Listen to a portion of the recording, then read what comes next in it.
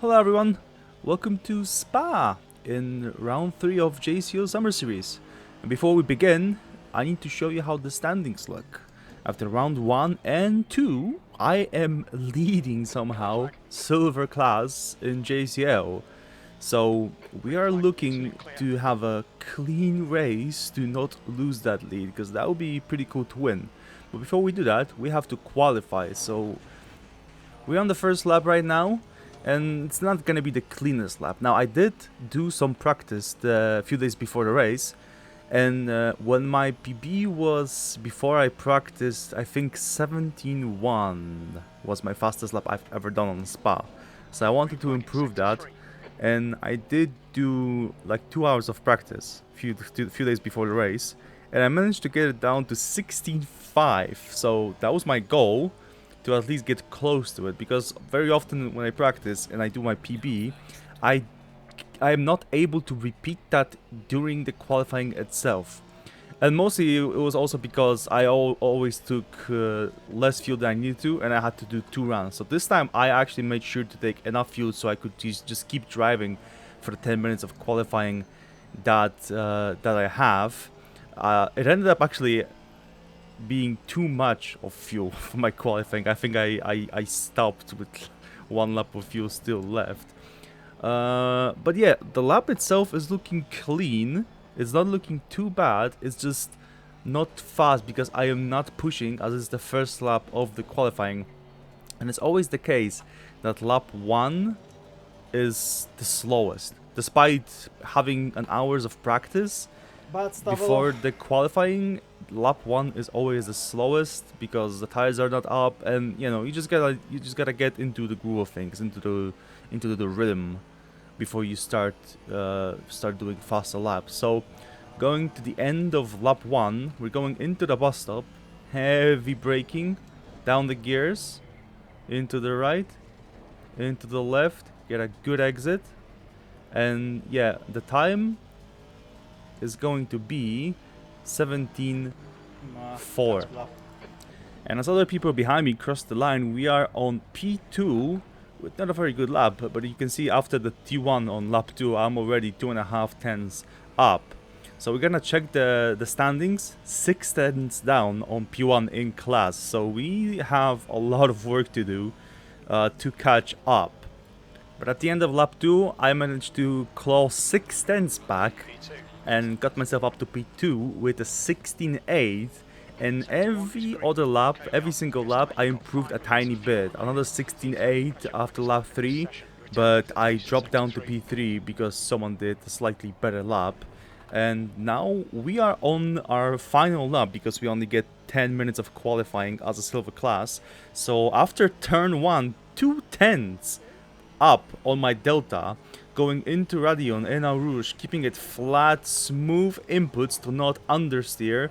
We lose a little bit because I actually had to lift on my final lap, because I knew I needed that lap if I wanted to have any chance of improving my position, because I'm P3 right now and I want to try to fight for class pole. So that 2 tenths I had after T1 gone because of the lift in Eau Rouge. So it just shows you how much you lose after you lift. Now this corner on the exit, I need to push as much as I can onto the exit to gain as much time as I can. In practice, that was my weakness. I was doing correct lines, I just was not pushing enough. Now into pit stop, it's gonna be the same. Close to the apex and push onto the exit. Try to get on that exit curb as much as I can. You can use your left wheels on that exit curb, you just cannot go beyond it. Still, a 10th up into Puon. Not the greatest line, I lose slightly, but still not bad. I don't need a lot to improve my position because the qualifying is very close. Into Piff Puff, we go second gear, we push to the second apex, now we short shift the third, and same as before, push your car onto the exit, use those left wheels on that exit curb. Same in Stavolo, right wheels on the exit curb, don't go beyond it, it's easy to invalidate here. Keep it flat into Stavolo exit, and then TC2 is off for the bus stop already. 2 tenths up, so it's looking very good. Into Blanchimont, we try to look at the revs to not go beyond 7k because the Aston has no power there. Keep it flat into Blanchimont, and now we're just looking to nail that braking zone into the bus stop. We go heavy braking, down the gears again, right, left, look at the delta climb. And onto the exit, push, push, push, big push on the exit, and 4 tenths up. Oh, that lap felt good. 16.54. That is only half a tenth of what I did in practice. And that gives us a class pole. So now we're in the race, starting P17 overall, P1 in silver class. Now, my idea for this race was go full tank. I think after Paul Ricard, I realized that I'm trying to mix strategies a bit too much, and I just decided to go with a good and tested strategy from old JCL seasons, which is full tank, 1 liter refuel if possible. But I was afraid that it might rain during the race. But I looked at the weather on the grid, looked very sunny, so I decided, okay, let's go full tank, quick refuel, and go to the end. Now, at the start of the race, I'm trying to be really careful to not get involved in any incidents. I get a nice slipstream from Stewie. Lumac also get a slipstream from me. I try to really send it on the outside to fish for position. But yeah, I'm not suicidal on lap 1, so I don't really get close to Stewie because I'm afraid of, you know, getting killed, spinning, and losing more than I could ever gain. So because of my attack on Stewie that failed, I was vulnerable to Lumac, and of course he took that position. Because it doesn't take much for those guys to just seize the opportunity and get by you. And now I'm being overtaken by Bo Ardena, but I managed to hang it around on the inside of No Name. But look at the exit from the Porsche, no chance. From the against the Aston, there's no chance. So into Poland he takes me. Yeah, and now it's all about settling down and trying to go as fast as possible. Now, as I said, the plan was to refuel on lap 1, but the Aston on Spa only has 115 liters available for the tank, and I needed 126 if I remember correctly, so I had to refuel 9 liters. So I used some fuel in formation lap, and 1 lap around Spa takes about 3 liters for me. So I actually could not refuel on lap 1 because I just don't have enough space in the fuel tank. So because of that, unfortunately, I had to go again. Big understeer in the Blanchimont. And I'm vulnerable to the Mustang behind me, and I send it into the bus stop like a pig, and I see car stationary. I'm just praying that that there's no car on the right because I was going to avoid that stationary car to the right side. What's going on? He's just sitting there. That was actually Spainski in his McLaren, and that for sure is not where he would like to be, in the suboptimal position facing backwards to the racing line. But thankfully there was no car to my right. I could easily avoid him. We still had a small touch, I think, on the exit of bus stop, but it's all okay. So now onto the lap 2. Now I'm thinking, if there is not gonna be any fighting in front of me, I might actually stay out, because I know after the pit stop, when the tires get colder and then up the temperature again, they are not as good as they used to. So I'm wary about that loss in grip after I pit. So now I'm thinking, if the guys in front are gonna go quick, I might actually stay out and just pit before 20 minutes of the race remaining, as the rules say. But it's looking like they're gonna get close to each other. Now, that strategy with pitting lap 1 is the same strategy I did in Silverstone. Oh, pitting lap 1, pitting as early as possible. Because if they're going quick in front of me, and I don't have to slow down because of their fighting, it's all good. We can stay out, we can just go. Use the slipstream if possible, that would be very advantageous. But if they are fighting and I am not able to get by, I am just basically sitting behind them, losing time that I otherwise could have gained in free air if I pitted. So now into pit path, look at the gaggle of cars in front of me. I'm looking at that, and through my head, the only thing I think about is my pit stop. I'm like, yeah, this is not looking good. Look how close I get to them. I gain all the time I lost to Lumac back because they're fighting. I actually have to lift on Stavolo exit just because of that group of cars. So now my mind is set. I am pitting this lap. But I am never gonna pass up an opportunity to try and get Stewie, but I'm really behind going into Blanchimon, so I just back out of that. Lap 2 is not the lap I want to be suicidal on. As I said, I just want a clean race. I want no drama like we had in Polar Kart. The car is good, the lap times are good, I just want clean race. So I peel into the pits at the end of lap 2, and we do our mandatory refuel. I actually take more fuel because I'm afraid of how much fuel I actually need for the race. I do it every time. I need to learn correct calculation because I always finish the race with like 1 lap of fuel still remaining, but I run out once, so I'd rather be safe than sorry, to be honest.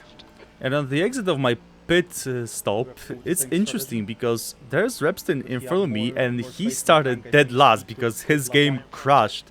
I think when he was on the grid, and I think he either started last or started in pit lane. He pitted lap 1 because the Ferrari has a little bit bigger fuel tank, and look how much he gained. I started P17, he is in front of me, so he gained big time with the lap 1 pit stop.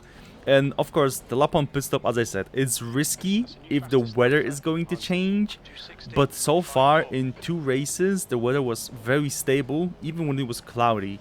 And when I saw sunny weather on the grid, I was like, okay, this is probably not going to rain. Let's just pit as soon as possible. And because I've pitted very early, I had a lot of space between the cars, so I had like 30-second gap to the guy in front of me. So for the 30 minutes, I was just lapping. Now, 30 minutes remaining in the race, because we skip a lot of that lapping. Now we are being caught by the guys that went half tank and pitted at the halfway of the race. We're being caught up by them right now. Now, unfortunately, in that very lap, I just bottom out in Arouge and get overtaken by the Bentley, which is alright. I know this guy is faster than me, and he went half tank, so not only he went faster in the first stint, now he has also fresher tires. But this is not my fight. I am only looking for that silver class drivers, and I still don't even see them on my relative with 30 minutes remaining on the race. So it is looking good, but if they went half tank, they will probably start catching, and I have to let all the pros go that went half tank and are not gonna overtake me.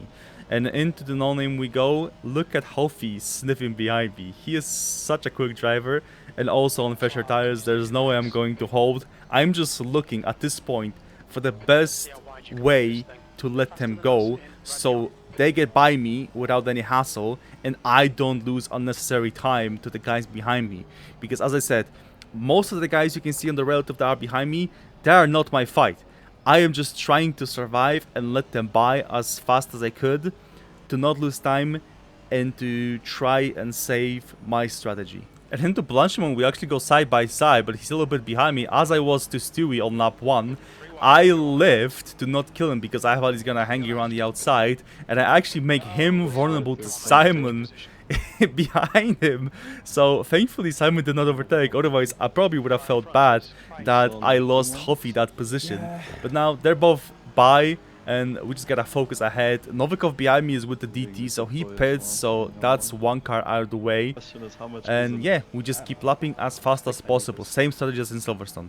But now lap 20 into the bus stop with Senon behind us. He goes so close to us. I actually had to jink to the right to avoid him. Now after the race he told me he felt like I was moving under braking, but this is literally the same line I'm taking every race. I don't think he just expected me to take that line, but after I also asked some other people and they told me that this is basically the line everybody takes. So it's just a bit weird. I think he felt like I'm giving him the outside to let him go, so he sent it, but then I didn't let him go, and we got really close. So he got spooked, I got spooked, we both avoided each other. So far so good. He lost the position to Smolders, unfortunately. Yeah, but at least we are still alive. And now on the Camel Straight with Smolders in the McLaren with a slipstream behind us. I am not looking to fight that. I brake early, I let him go to not lose any time, and I can imagine Seddon being super pissed off because I cost him that position and I let Smolders go immediately after that, but that was not my intention. It just happened like that.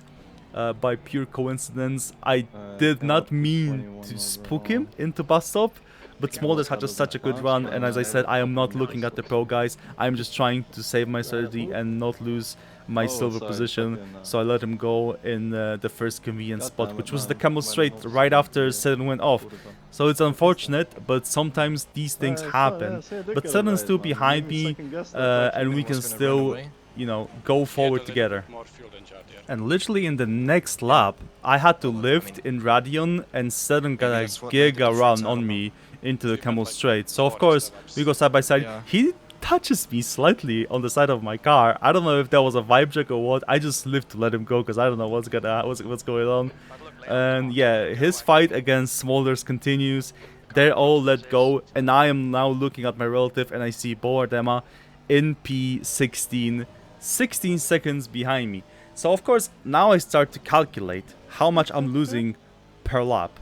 So at the end of the next lap, I look at my relative, and he is 15 seconds behind me with Lumac 8 seconds.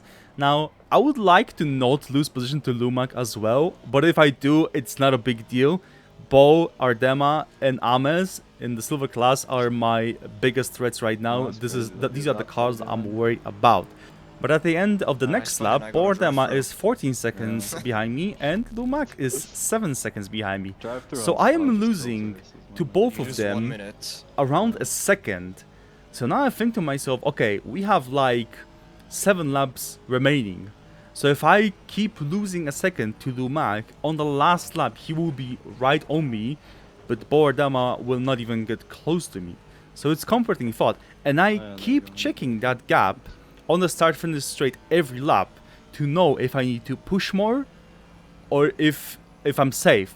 Because this race, unlike Silverstone, I did not save my tires. I decided that instead of babysitting my tires too much and having a lot of the tire left at the end to fight anyone behind me, I decided to go as fast as I can, use that tire early, and not even give anyone behind me a chance to catch me and fight me, so I don't even have to defend like I did in Silverstone. But then on lap 24, I have 6.5 seconds to Lumac.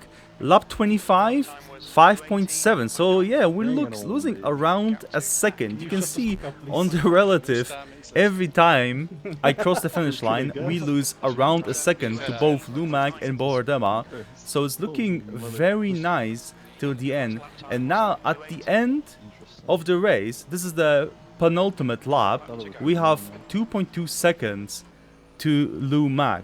And in the last lap into the bus stop, look at the mirror, the back mirror. Look, that's Lumac so close to us, but our calculation for the pace was correct, and losing 1 second per lap was just enough to not lose position to that pro car and being 8 or almost 9 seconds in front of P2 in silver. Oh, GG! GG! Well done, Aiden. Good job, man. Yeah, what a great stint. fight in the first stint, mate. Yeah, it was good fun. Wicked. I even tried my best to make it safer with -1 click of brake, -1 click of rear arm, more toe on the rear.